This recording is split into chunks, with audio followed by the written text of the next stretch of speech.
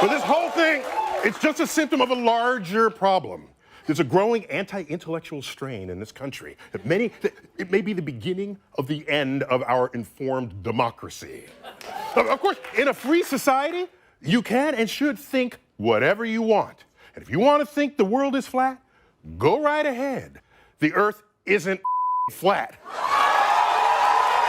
And by the way, this is called gravity.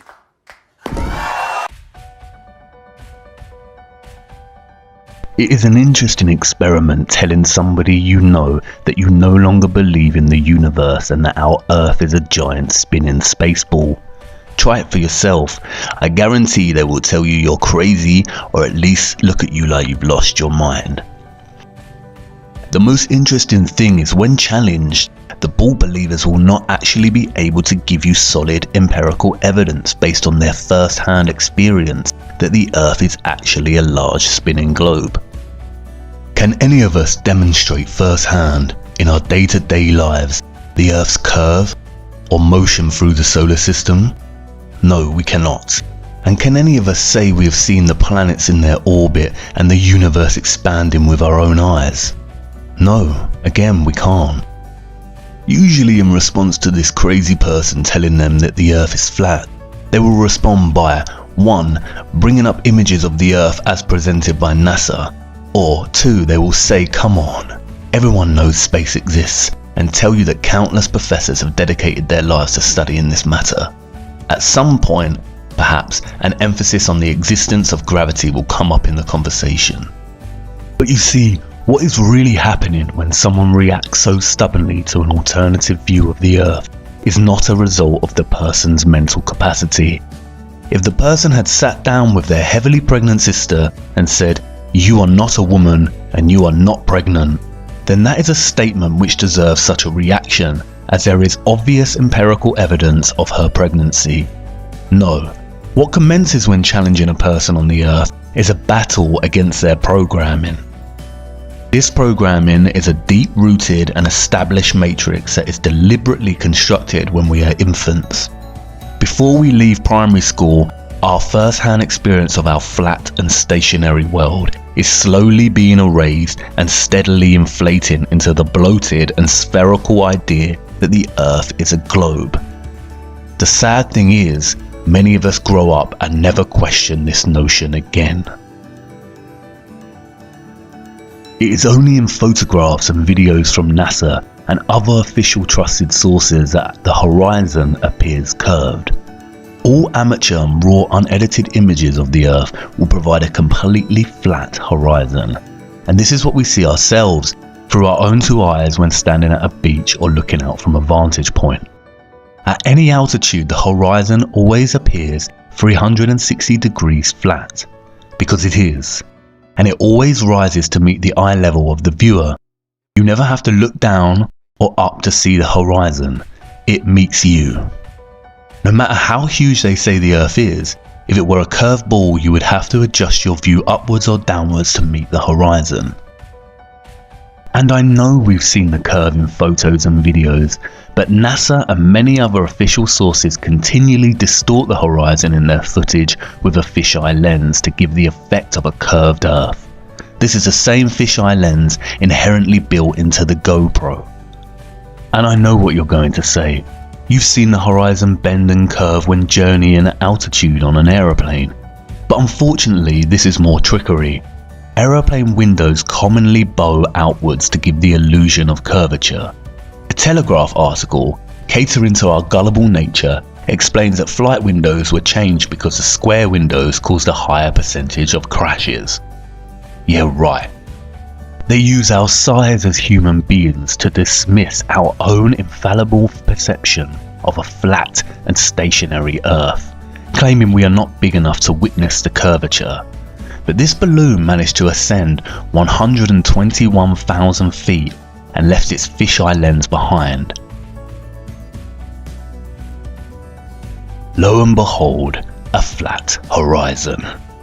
The balloon wobbles and spins, but the horizon remains dead straight, not curving in any way, shape or form. And this is the problem. For centuries, our ancestors used their own judgment and relied on their own natural-born senses to discern that the Earth was flat.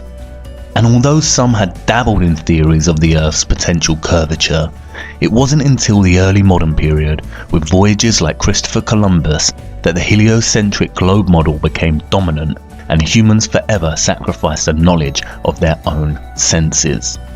And the heliocentric model is so blatantly flawed and nonsensical that it's astonishing that it even gained traction. Take the water bordering our horizon, for instance. It is the natural physics of water to find and maintain a level, and it just so happens that that level is flat. If Earth was a spherical ball, water would not maintain such consistent flat levels.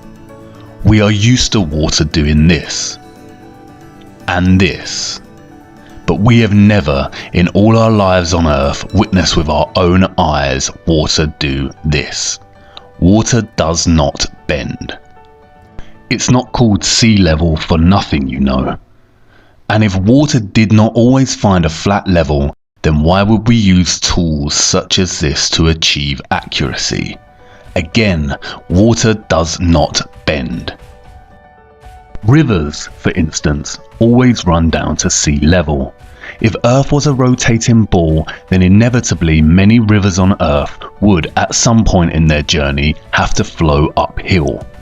As Eric DeBay points out, the Mississippi is 3,000 miles long, which means it would need to run uphill for 11 miles on a globular Earth. He also points out that a portion of the Nile runs for 1,000 miles with a fall of only 1 foot. Again, if the Earth was a spherical ball, this would be impossible. The scientist magicians of our world claim that the Earth is 25,000 miles in circumference. But spherical trigonometry dictates that the surface of all standing water must curve downward at 8 inches per mile, multiplied by the square of the distance.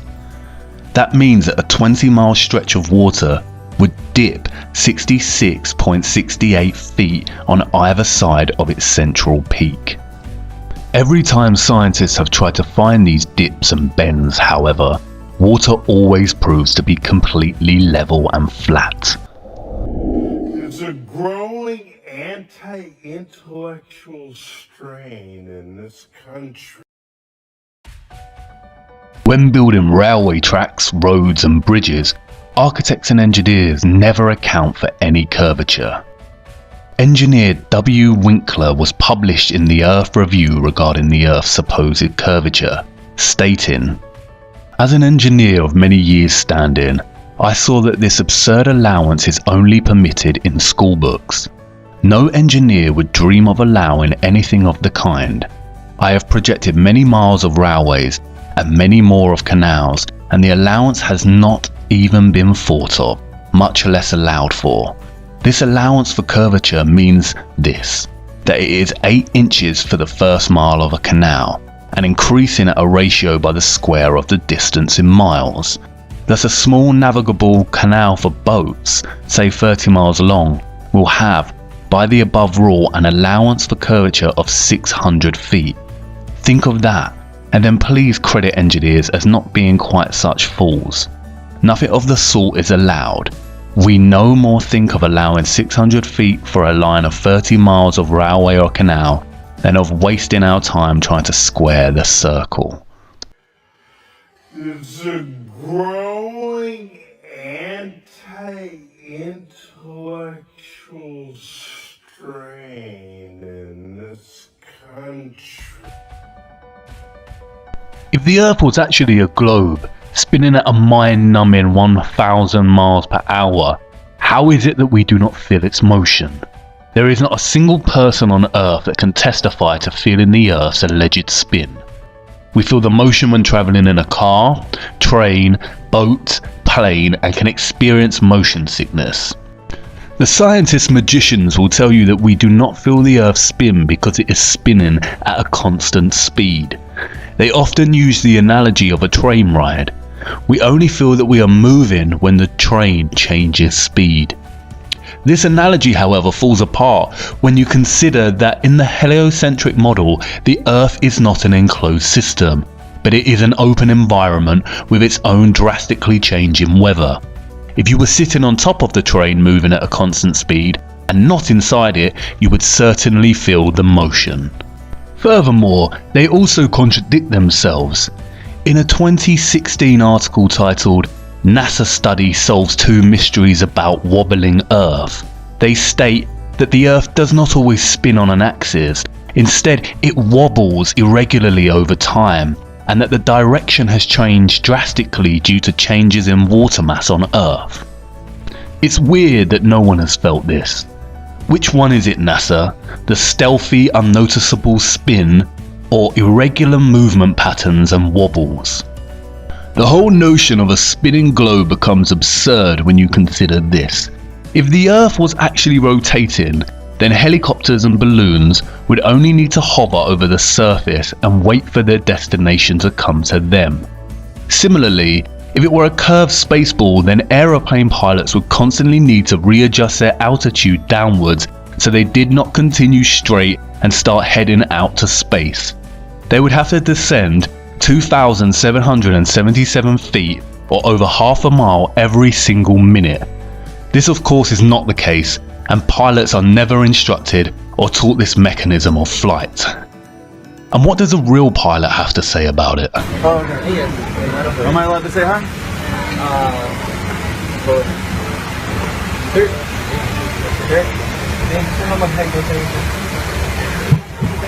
Hey, I just want to say thanks for the smooth flight. Right. I did have one question. Is there like a specific angle of downward tilt you have to fly at? 3 degrees.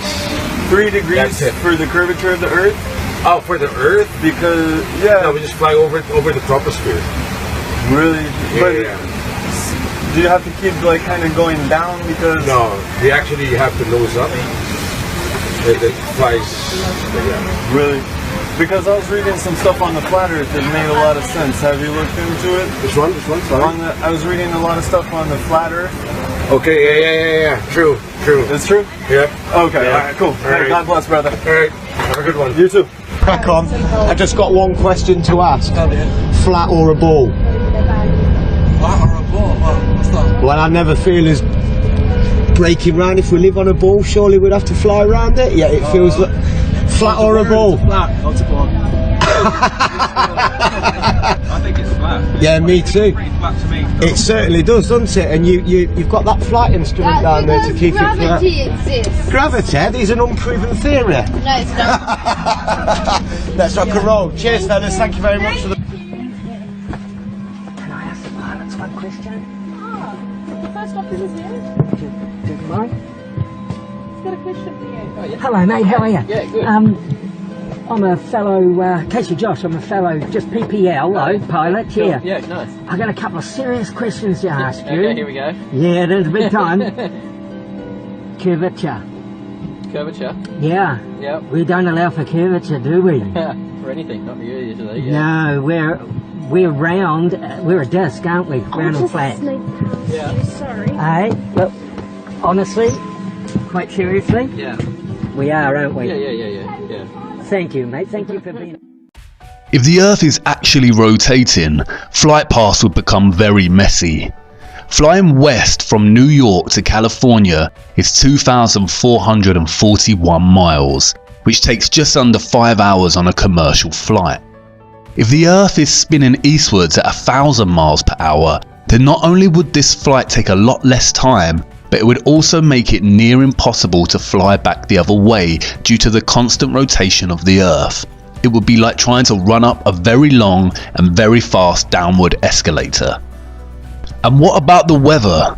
If the Earth and atmosphere is spinning at 1,000 miles per hour, then don't you think it would be impossible to see such stationary clouds and weather formations like we do?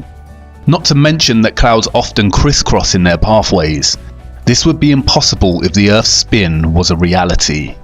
Thomas Winship states, "Let imagination picture to the mind what force air would have which was set in motion by a spherical body of 8,000 miles in diameter.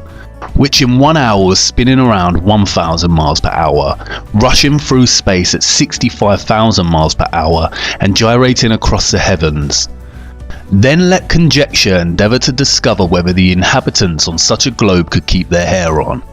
If the Earth globe rotates on its axis at a terrific rate of 1,000 miles an hour, such an immense mass would of necessity cause a tremendous rush of wind in the space it occupied. The wind would go all one way, and anything like clouds which got within the sphere of influence of the rotating sphere would have to go the same way. The fact that the Earth is at rest is proved by kite flying. And honestly, if the Earth was a fast rotating globe, then wouldn't the oceans and other bodies of water be pushed away from the Earth in the same way as when a wet tennis ball is spun rapidly, the water sprays outwards? The scientists magicians have an answer for this. They call it gravity. And by the way, this is called gravity. The scientists magicians are at it again, weaving their spells and telling us tales of a powerful force keeping us rooted to the Earth. If gravity was such a powerhouse, then birds would struggle to fly. Insects would not be able to use wind to navigate. Monkeys would not climb and jump among trees with ease. Planes would not be able to take off from the ground. Trees would not be able to overcome gravity's pull when their growth towards sunlight and would begin to bend towards the Earth the taller they became. And if gravity exists and has the power to bend and wrap the oceans around a gigantic spinning ball, then humans would certainly struggle to lift their arms and legs. Legend has it that an apple fell on Newton's head as he sat under the tree, and this was the catalyst for his great discovery of gravity, which claims that objects are attracted to large masses and gravitate towards their centre. However, when they talk about gravity, what they are actually referring to is the law of density relative to mass. Today, I'm going to show you a simple science experiment that you can try at home to learn about density. Start by taking an empty glass and tip in some water and food colouring. Then add some syrup or treacle. And I'm going to add a little bit more water to make the layer a bit thicker. Then finally, fill the glass up with some oil and leave it to settle for about 15 minutes. These liquids separate out into different layers because they're different densities and they don't mix. The syrup has the highest density, so it sits on the bottom, and the oil, which has the lowest density, rises to the top. Try dropping different objects in to see what happens. If we drop this metal nut in, which is really dense, you can see it sinks right to the bottom. But if I take this grape and drop it in, it sinks through the oil and water, but sits on the syrup. This is because the syrup is denser than the grape. Pretty cool, huh? Now if I take this plastic bottle top and drop it in, it slowly sinks through the oil and sits on the water.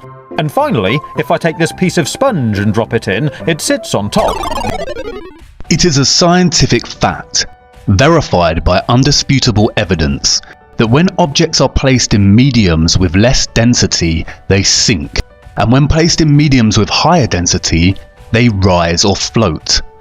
For example, a rock in water will sink because the object's density is greater than the water's density, as will a ship's anchor. Likewise, helium-filled balloons rise because they are lighter than the air. Submarines float on the ocean when their ballast tanks are empty and contain air, and they sink when their ballast tanks begin to be filled with water. This is how they manipulate their depth in the ocean, by adjusting the ratio of air and water in the tanks. This is proven by filling a balloon with 50% air and 50% helium. As helium is lighter than air and the ratios are even, the balloon remains fixed in the air without rising or falling. Again, much like the Earth's curve and spin, we do not witness smaller objects on Earth gravitating and orbiting around or being pulled towards larger objects. It seems very convenient that gravity's tendency to make smaller objects orbit around larger objects is exclusive to the globe itself and all the supposedly surrounding planets and stars, none of which we can actually see in motion or orbit. Even when you study the claims made by the scientist magicians of the so-called planets and moons, their calculations begin to work against them. As Eric Dubay pointed out, Newton also theorized, and it is now commonly taught, that the Earth's ocean tides are caused by gravitational lunar attraction. If the moon is only 2,160 miles in diameter and the Earth 8,000 miles, however, using their own math and law, it follows that the Earth is 87 times more massive, and therefore the larger object should attract the smaller to it, and not the other way around. If the Earth's greater gravity is what keeps the moon in orbit, it is impossible for the moon's lesser gravity to supersede the Earth's gravity, especially at Earth's sea level, where its gravitational attraction would even further out-trump the moon's. And if the moon's gravity truly did supersede the Earth's causing the tide to be drawn towards it, there should be nothing to stop them from continuing onwards and upwards towards their greater attractor. There's a growing anti-intellectual strain in this country. Ultimately, Newton's gravity erased the common sense of up and down, and in its place normalized the preposterous idea that this is possible. And this. And that meanwhile, in Australia, this is nonsensical, pseudo-scientific mockery and nothing more than an invention to justify the spinning spherical Earth hoax. Without the theory of gravity, not a single person in their right minds would ever believe the Earth a globe, with some of the population existing upside down on the underside of the planet. This is all quite simple once you start to break away from the toddler years of matrix programming. The laws of perspective and density perfectly explain the natural workings of our world. They invent complex concepts such as gravity and ridiculous spinning spherical networks of incomprehensible figures and speeds to bamboozle us. And we will get onto why they do this shortly. But wait a minute. I know you're not on board with this just yet, and I can tell you have a big question that you're burning to ask.